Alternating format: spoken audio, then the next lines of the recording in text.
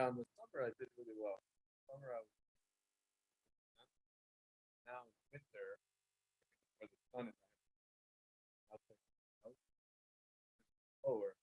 Now in the winter 30%. Maybe like 4 months. 4 months is like 30%, and the summer net is probably like 7.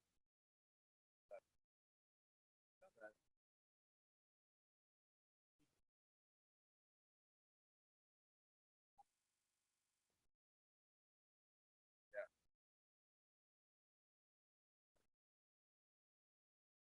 Yeah, I turned the trees online.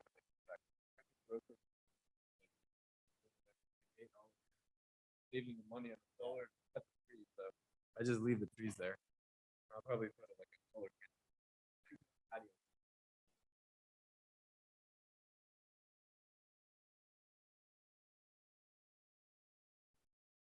Yeah, yeah. I think everybody confirmed. The only one I think will be able to make it is Will.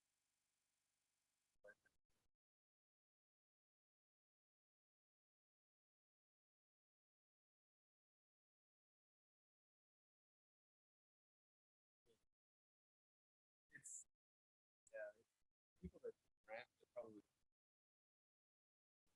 Well, we'll talk about it.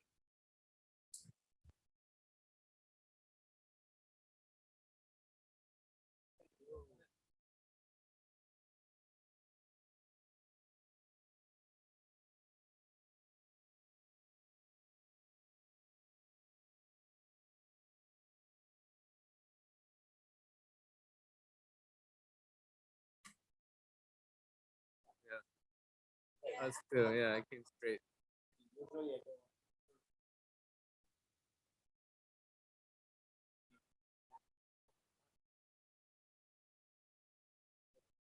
Yeah,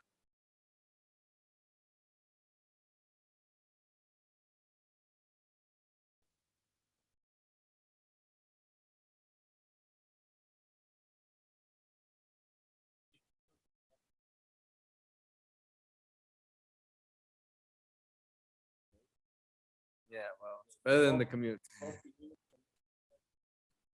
Being on the road in Miami. Where do you work?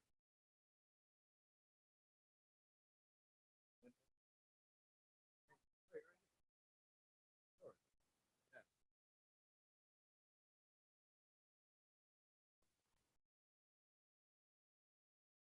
Yeah. How's the real estate market looking at?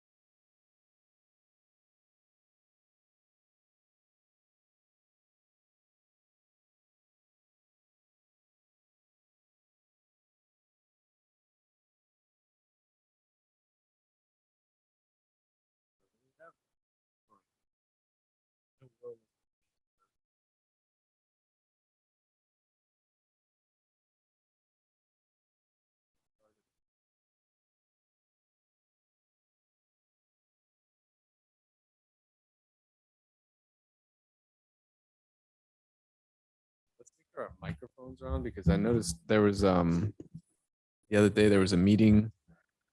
The commission had a meeting and I couldn't hear anything. Ooh. Because like you have to kind of like talk into the microphone. Mhm. Like super frustrating if you're trying to listen to a meeting and like you just see people kind of talking, you can sort of hear, but you can't really hear. So let's try to talk into the mics if we can. So let's call into order the Sustainability and Resilience Advisory Board meeting on Tuesday, October 18th. Take a roll call. Antoinette Roman, Here. Daniela Carbonera, Yeah. and Alexander Bernhard. I'm here. So there are a couple of items that in the new business here. There's one item that I also want to talk about which maybe we can just briefly touch on first because it's something that we'll look at next time. Hopefully, if everybody's here, I wanted to talk about elections because it's been about a year since the last time we have an election. Since we have somebody new on the board, we should probably do elections again for chair and vice chair. So the next time, hopefully, the next time we have a meeting, we can do nominations and then vote for people for chair and vice chair is really all we need. Usually the vice chair is like also the secretary. So we can do that. We can do that next time. Hopefully, if everybody's here. I don't want to do it when not everybody's here. It doesn't make sense. So the first item on new business was exterior lighting. And the reason I brought it up is because the commission is starting to talk about it. And there's very mixed opinions about it. There's one side of the table that says that there's not enough lighting in the park and that there should be more street lighting and that it's unsafe and that we just don't have enough lighting. And then there's the other side, which says that it's actually part of the reason that the park is attractive is because it's kind of, it's darker and people don't want necessarily more lighting. So I think at some point we're going to have to give a recommendation on our thoughts for exterior lighting. And I'd be curious to hear, everybody's opinion on lighting. I don't know, Antoinette, what do you think? Well, I'm gonna say as far as cost is concerned, what is that gonna cost to have more lights? Well, part of it is handled by FPL, and I don't know. It's kind of odd because right now the way that it's set up, we actually pay them a lot of money. Like we pay them about $20,000 a year for lighting, and it doesn't include the lighting here on 6th Avenue. So it's because we don't have LED lighting. So eventually they're going to switch to LED lighting, whether we like it or not. And the concern that a lot of people, including myself, has is that some of this LED lighting is like really bright, like sunlight bright. Like there's one that they put on 121st. It's on the North Miami side of the street on the corner of 121st and 11th Court. And if you pass by there, if you get a chance to pass by there at night, it's horrendous. Like it's like sunlight bathing the entire street and it floods into the houses too. So one of the previous board members, it actually he's about 3 houses away and it floods into his house. So I don't know what the cost is going to look like. And I think that we can use our funds from the road fund to fund that. So I don't think it's going to be like a huge cost for the village or something that we have to put in the budget because we can put it into money that's already there. Mm-hmm. But really the question is it a problem? Do we really need more lighting? And if we do get more lighting, what kind of lighting are we going to want? So those are really the issues and I don't think it's going to really be discussed in any meaningful way until next year when we have a new commission, but it's good to start, talking about it now since they have brought it up as an item that they're going to discuss. Okay. Well, being that cost isn't really going to be much of a concern, I do like it the way it is now. Yeah. I feel like it's very peaceful. Yeah. And I feel like the environment is safe. I don't feel that we have issues that I'm aware of with safety as a concern. Yeah. So I don't think the lighting would make a difference in terms of safety. Yeah. But I like the way it is where it's not affecting all this lighting coming into our homes that we're not inviting, Yeah. Yeah. I think on the lighting, maybe there are some rules or direction because this is a kind of residential area. Yeah. So we are not really like a suburban and thing where you need really to be super clear and things. Yeah. Maybe we can ask about the light intensity and color. Yeah. And probably put also some maximum 8 for the light because if you go for the traffic light, maybe they're so high and powerful because they take a big area. But if you go on the 60, we have this kind of ornamental lamp. They make clear, but they will be never crazy clear. Also because we have a lot of birds and things. So we should also consider this natural aspect of Biscayne Village. Right. Biscayne Park. Yeah, I'm definitely a fan of natural lighting.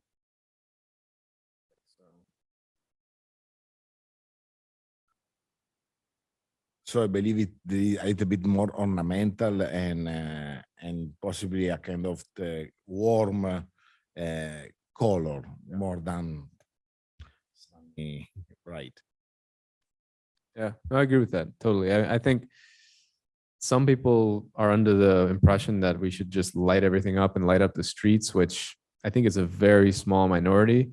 Unfortunately, they're the ones that go to meetings and make their voices heard. So it probably seems like it's a bigger issue than it actually is. And I think most people are like the fact that the park is the way it is. Also because we don't have really many people walking around and things. I mean, we have not sideways and things. Yeah. So you are just take your walk around the house and thing. Yeah. Is residential thing. I don't know to make some. It's different.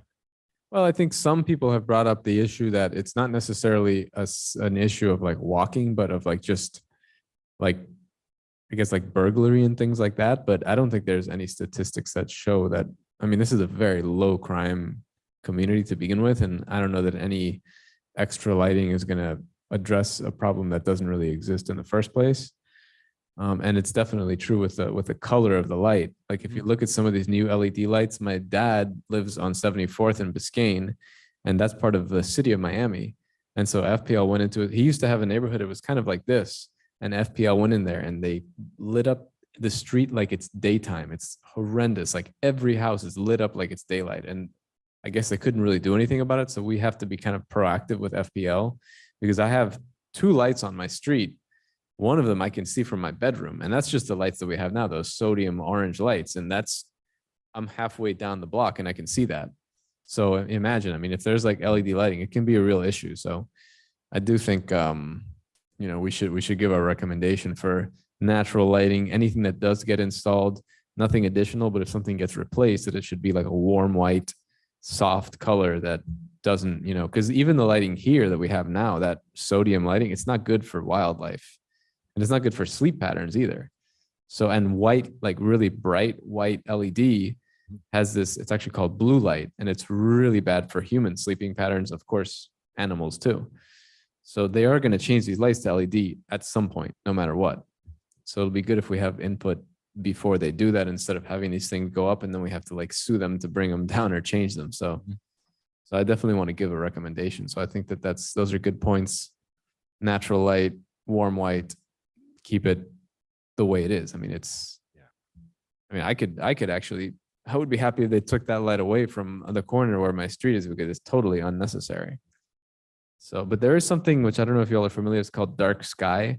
So it's like a consortium of, it's like a group, a nonprofit group that has a set of standards for lighting. And they basically, their idea is like, if you ever look a picture of Earth from space, you see all these like street lights at night, like all these orange lights.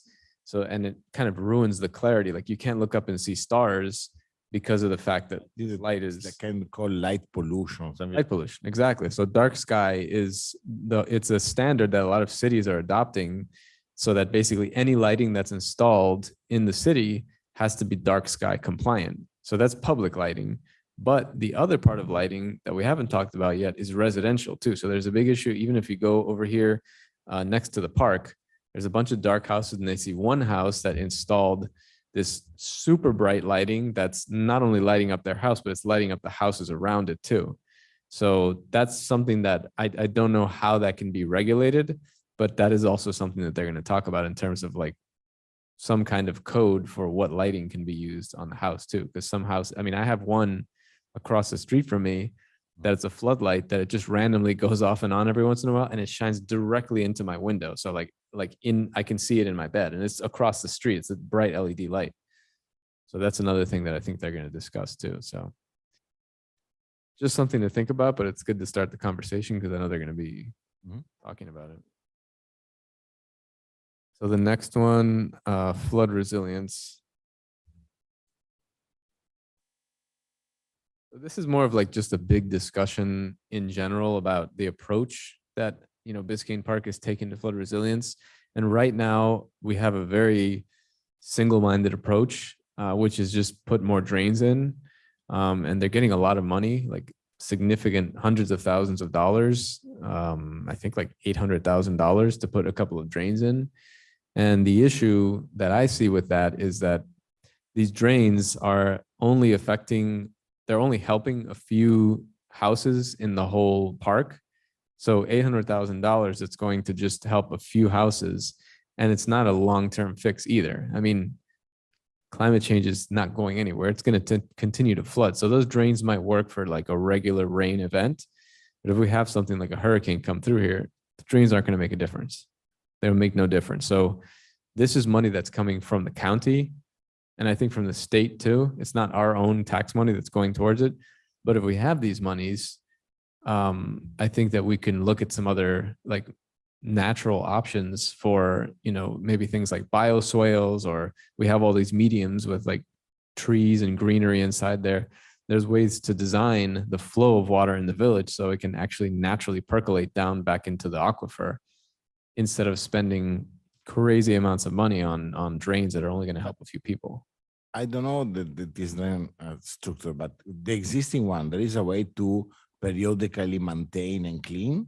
They're supposed to. Part of those drains that they have, they're supposed to go around and vacuum them. I don't know whether or not that happens. I think it does, but I'm not really sure. I don't know. They're supposed to bring a vacuum truck and they're supposed to vacuum the leaves out of there. I would pay more attention about that. Also to maintain the existing one in the optimal condition. And we know more or less where it is the rain season. So yeah, a quarterly, periodically cleaning will help to avoid flooding problem. Maybe this is the way to invest. I don't know if now we are doing every 6 months, maybe we can do every 3 months. I don't know what I know they're supposed to do it and they're supposed to do it on a schedule. I don't know what the schedule is. And I don't know if I mean, the issue right now is that some of those problem areas that just don't have drainage. There's no drainage at all. And I think people are under the impression that if you put a drain there, that is going to prevent the house from flooding. But it might prevent the house from flooding on a regular rain event. But if, these big rain events that we've been having, it's not going to do anything. So we're spending a lot of money on something that's not a lasting solution. It's not addressing a larger problem. I don't think addressing hurricane proof, you can reach me, is too difficult. Hurricane proof is extreme. No, of course. No, yeah, it's not going to. The only solution is build the house 1 feet higher, but. Yeah, but exactly. But I mean, but there are options where you can excavate. Like we have swales. Swales are public property, so the swales can be excavated so that we have all this. Instead of building a drain that's in a small area, you could dig swales and just start off with a pilot project. We have all this greenery, dig it down a few feet, put rocks on top, and do the same thing in swales, and then let that, at least in the frequent rain events, that would be able to address some of the flooding. Natural collecting pool. Yeah, exactly. Which is a common thing. A lot of places do that, and it's less expensive. It doesn't require maintenance really, and it looks better too. I mean, it just looks nice, and it's something that adds value. Like you said, nothing is going to stop it in a hurricane. It doesn't matter what you install. Look at Brickell. They have drainage. They have injection wells. They have all those things. Every time it rains, they're underwater. So to be spending this much money on something that we could maybe be spending on something that's like a better solution long term, a more natural solution, just seems to me like something we should at least talk about. So I know that one of the people running for commission now brought it up. And what he said, it was interesting. He said that we should be, instead of trying to fight against something we can't fight against, we should try to go with it in a way. And like in this example of flooding, just like try to figure out the natural ways that we can let that water flow away from structures, instead of just like putting a drain that in a few years when the water table rises even more, those aren't going to do anything. Yeah. So that's something that, I mean, we need to talk about it, because it's look at what happened in Fort Myers. I mean, I saw a photo, which this is really what sparked this conversation. I saw a photo of Biscayne Park, 2 houses away from me, from 1947. I don't know what hurricane it was. Every house had probably the entire street, the entire neighborhood had about 3 feet of water in it. And where I live, it's a high point. Where I live, my house is 9 feet above sea level. And so it's one of the high points of the park. And even those houses where I am, that are like 8 or 9 feet, they had like 2 or 3 feet of water. It's crazy. It's crazy. So imagine, I mean, that happened in 1947.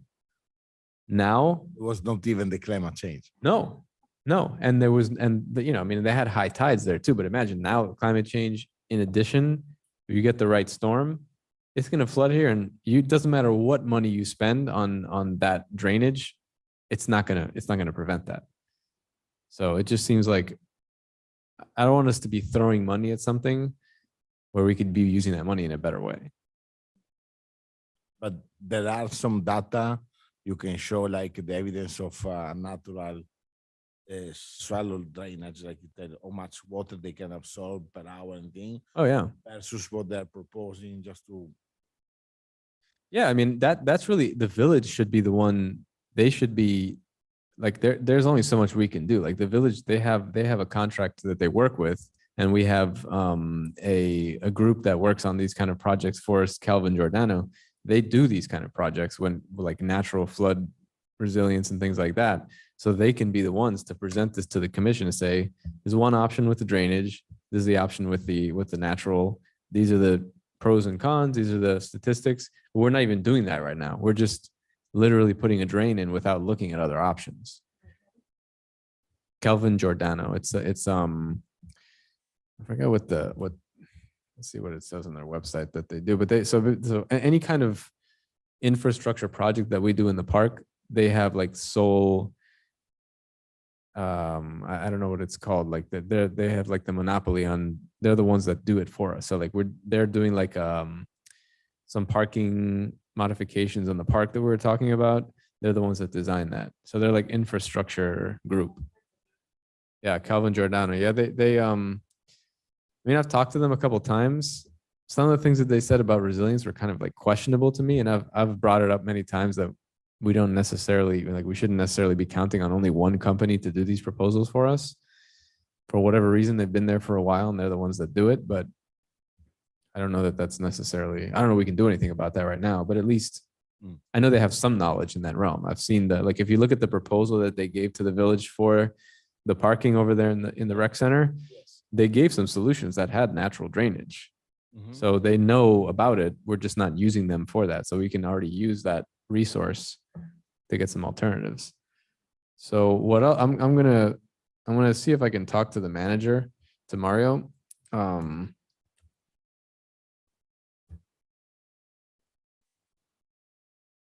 About the drainage project. Do we have a clear map about Biscayne Park for this public space can be converted? This public drainage? Like that should be public space. Yeah, it's like the soils in front of our houses are all public. They're all part of, they all belong to Biscayne Park. They don't belong to us.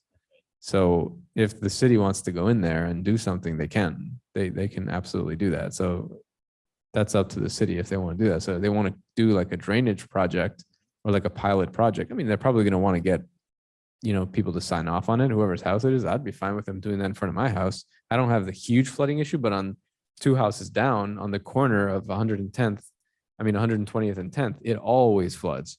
And it's perfect because right there's a median with trees, and that would be a perfect spot to do, like a test for something like that.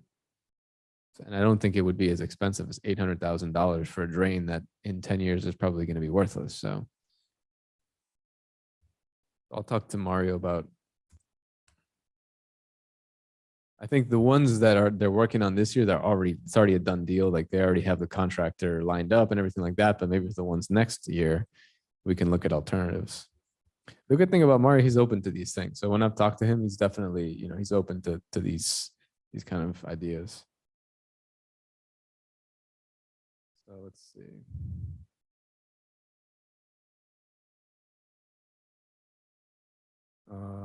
So residential solar incentives.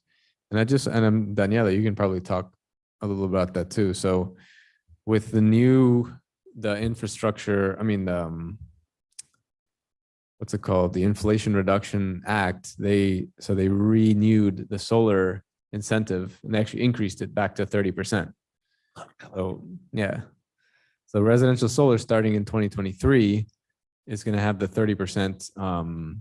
There's going to be, huge incentives for. But the other thing you were mentioned a few months ago, still FPL is fighting for against the bidirectional. They'll do it again. They'll This bring it back to will life. be worse than the.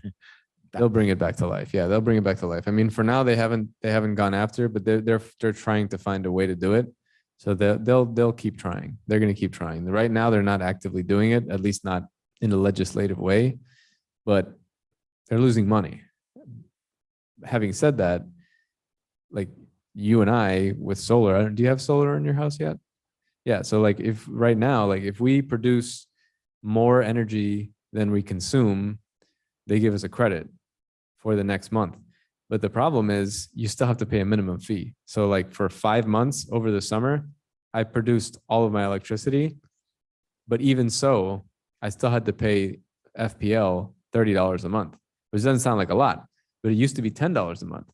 So starting in June, it went from $10 a month to $30 a month for nothing. Nothing changed other than them grabbing money out of your pocket. So every single person that has solar, all of a sudden, they're paying an extra $20 a month for nothing, So they're getting around it. They're finding ways to get around it. Yeah. So the good thing is prices of solar panels are continue to come down. The incentive is going to be the 30% incentive. I mean, this bill is going to be huge for climate change because they have efficient heating, ventilation, air conditioning. So you're going to be able to get like $8,000 towards doing that. So the thing is like when you able to associate this kind of investment with other energy efficient improvement for the house, the roof, window, air conditioning. Yeah. So you can, and then there is some special loan. They help you on that. So it can be a kind of even a financial trick. Like you have to do $100,000 in a roof, you spread because there is the solar, you have the 30% tax return about everything, not only solar panel. So Yeah. It's massive. It's massive. It's gonna be a really big deal. but Yeah. I mean, I know there is many solar company promoting. Maybe because if you just tell the renew, we should put in Biscayne Park, if they have a kind of news and thing, they should reiterate in their news, inviting people to do it because it's good. I mean, for me, since I moved here to be in Florida and don't use the solar power is crazy. I mean, I'm here for the good weather. So they are using Germany. They have 3 months for summer. Totally. Yeah. Is absurd. So No, it's a great idea. I think that it's something that we can find out how we can announce that on the website. yeah, and Mario will do money with the permits. That's it. Yeah. So the permit thing, that's another one. I still want to continue fighting for it. I mean, we're gonna have a new commission in there, and I'm gonna try again. They should be waiving the permit fees for solar. A lot of other municipalities do that. It's a minimum expense. And the big objection that 2 of the commissioners had, or 2 or 3, was that it's not going to make a difference in somebody installing solar if you're only saving them a couple of $100s. But that's not necessarily the point. The point is to show that you're a solar friendly community and you're promoting solar in the community. And why not save a couple $100s? Maybe we can tell instead to save it, you commit to use this permit money to build your solar system on the Yeah, business. maybe. The problem is we can't do that because the permit fees, Yeah. they only can be used for permitting. They can't be used for anything else. So it only can be used for the building department. You can't take money from permits to do anything else other than run the building department. And the company that runs our permitting, they get 75% of the permit fee. So it's not, the village doesn't get that much from permits. They get it just enough to run the permitting department, and it's almost not even enough for that, which is why they're even talking about raising those fees right now. And if you look at the proposed rates that they put in there, I think it was Calvin Jordan, I forget which company it was, might have been Calvin Giordano. They raised the fee for solar panels to some crazy number. Like it was the highest fee of all the permits. They put solar as the highest fee there. It was crazy. It was crazy. It was like, they kind of like put that to sleep for a while, but I'm sure they're going to do it again. Because the point is, most of the time when you hire a solar company and things, they present to you a project, you don't see this you don't see that it itemized clearly. If you do by yourself, you see this price. Otherwise, you have the 30,000, 40,000, 50,000 project. There is the wind over conditioning and thing. Yeah. So the permit is there somewhere, but you don't see that. And Yeah. 1,000 to pay 500, 1,000 will not make big difference on 30,000. This is, I think, because they put in solar because there is this mechanism Yeah. that the people will not protest because they don't see it. Well, it's a valid point, but at the same time, even if it's not saving a huge amount of money for the homeowners, the whole point is that we want to be seen as a solar friendly community. Like if we have to talk the talk, and yeah, we're going to put solar panels in the village at some point. I don't know how soon that's going to be, but in the meantime, how great would it be that on, the first thing when you're moving in here, by the way, you don't have to pay a permit fee for installing solar panels or for installing, permeable driveways, which are the two things that we proposed to them, and they turned down. All they have to do for that, especially with the driveways, just raise the fee on non-permeable driveways, asphalt driveways, to make up for the lack of fee on the permeable. And with the solar, you can find a way to raise fees and other things that are not friendly to the environment, raise those fees in order to lower the money of solar. So there's ways to do it, but the appetite just wasn't there with the previous commission. And I have a good feeling that with the next commission, just listening to them talking, if the new people get elected, if all three, well, one of them for sure is not coming back, the mayor, but if the other two, if everybody else gets replaced, the new people seem like they're very conscious about, and even one of them who came to our meeting last time, it seems like they'll be very friendly to this. So I want to keep it talking about it. And then when that new commission starts in November, I think they'll get sworn in November, then we can revisit. I think we'll have a lot more traction if the people that aren't the original ones get elected. So we'll see. So let's see. So the old business.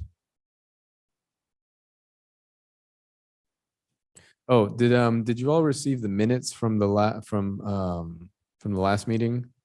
Yeah.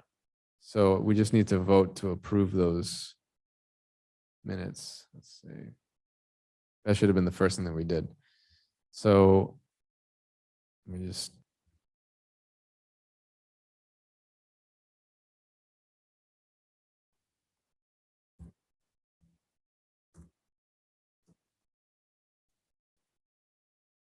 All right, so all in favor of approving the meeting minutes from the September 20th Sustainability and Resilience Advisory Board meeting? Aye. I Okay.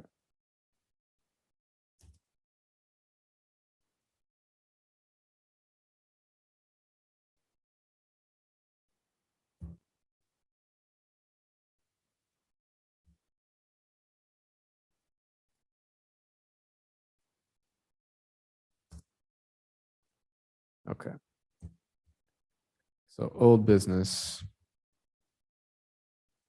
The tree species plantings, we talked about that last time, and I gave our recommendations to the commission about which trees, and at the end of the day, they can only get oak trees anyway. So that's what they're gonna get. so these were the trees for free. Yeah. Okay. Yeah. We like trees for free. And then, well, drainage we talked about. So I'll see if I can talk to Mario about some alternative proposals for drainage.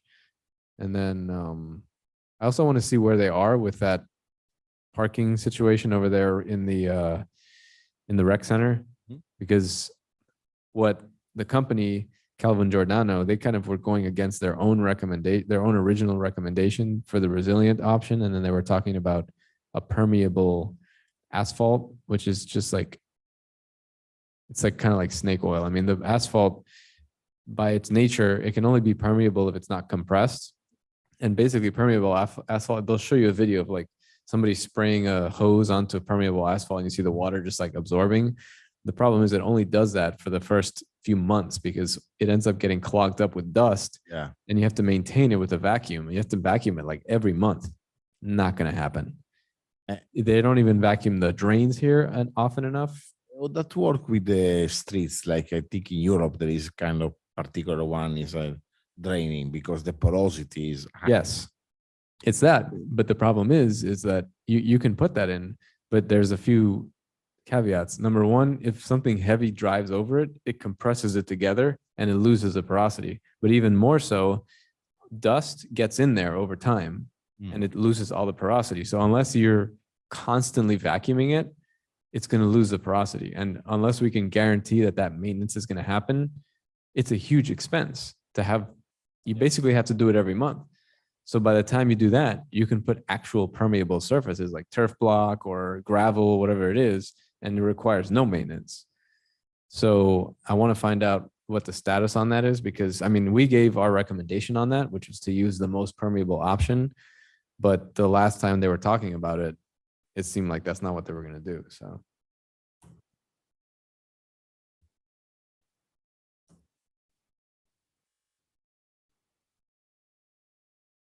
Does anybody have any other items that that you wanted to bring up?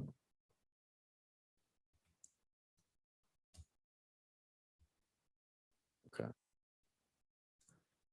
So the next meeting, I'm going to check the calendar.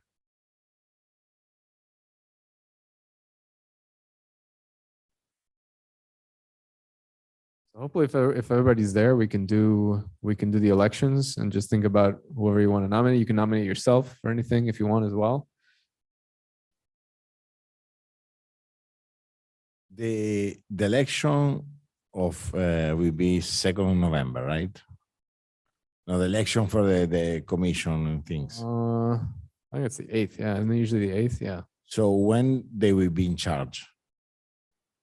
I don't know when they get sworn in. I think maybe the meeting after that. Maybe I'm not sure. I'm not Just I sure. don't know if it will be worth maybe to invite them for after they get thing if they can come for one board when we Yeah. Yeah. Really good idea. Yeah, that's definitely something that should happen. They seem pretty open.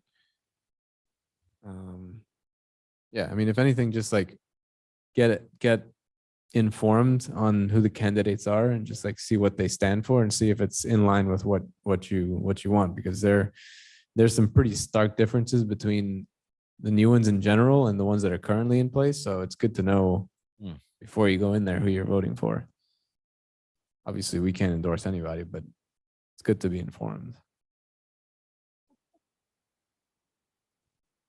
So, I mean, we can personally endorse people. We just can't endorse anybody as a board. Let's see. So I actually don't see in November. So the third Tuesday in November is the 15th. So I would imagine that, yeah, that should be when it is. So let me just email Shante. Is that a date that you all would be able to attend? 15th of November?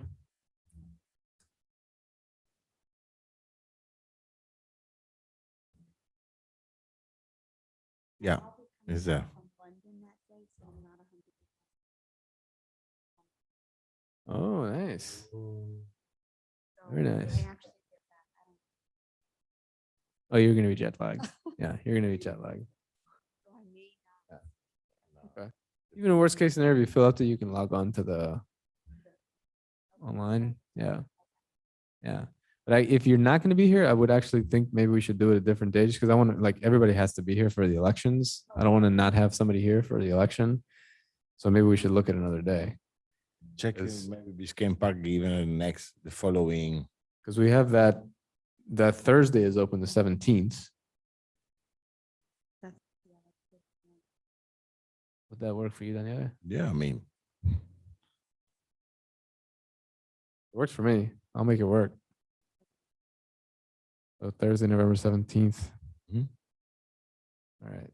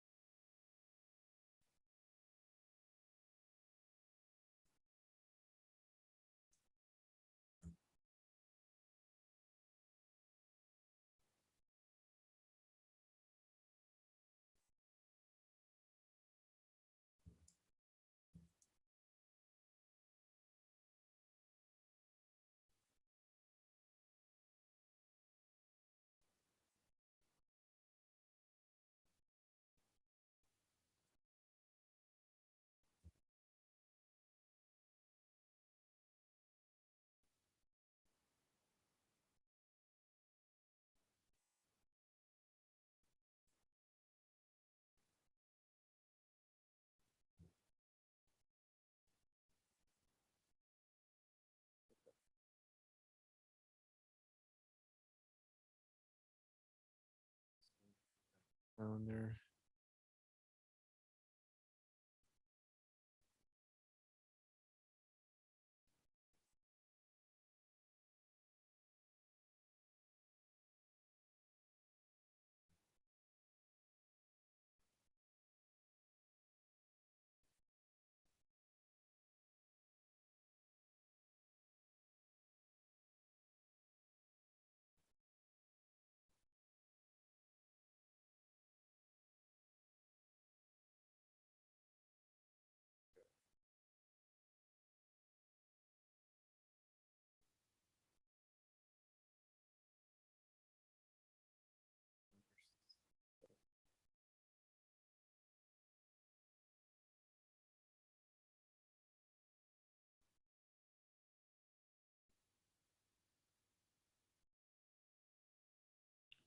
All right, so I sent an email to Ate,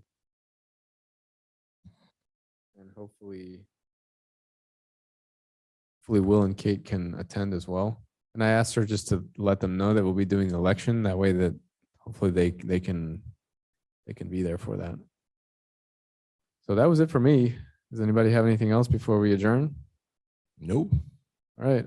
All in favor of adjourning the meeting? Aye. I All right, meeting adjourned. Thank you.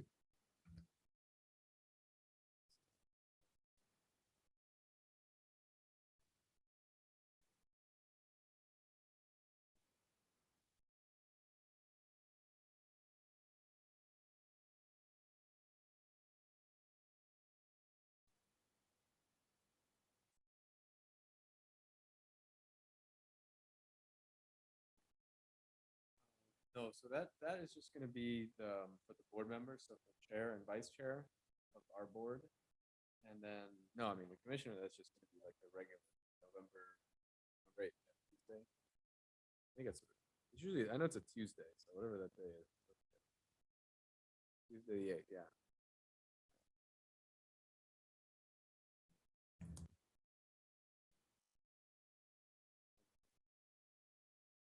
We're going to Paris, that's nice. No, I'm Italian. Je peux parler français si vous voulez.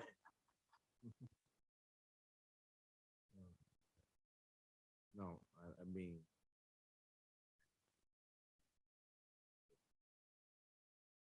We record. But with the rain, it's the magic. Not crazy, no. The thing I would be curious what they're doing with Notre Dame. You went to Paris already many times?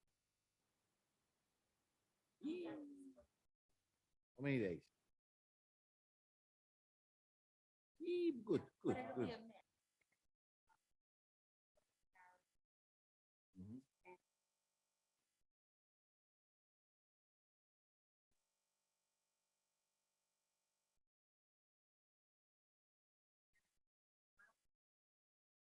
Mm. Yeah, yeah.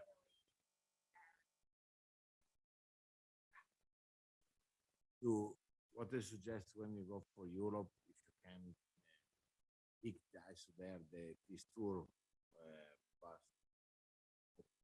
you know, but when you can do the tour, they explain something, and then for a couple of days you have the ticket valid, and you go for the main point of interest. It's like USA, yeah. But this yes, exactly. Open hop off. Is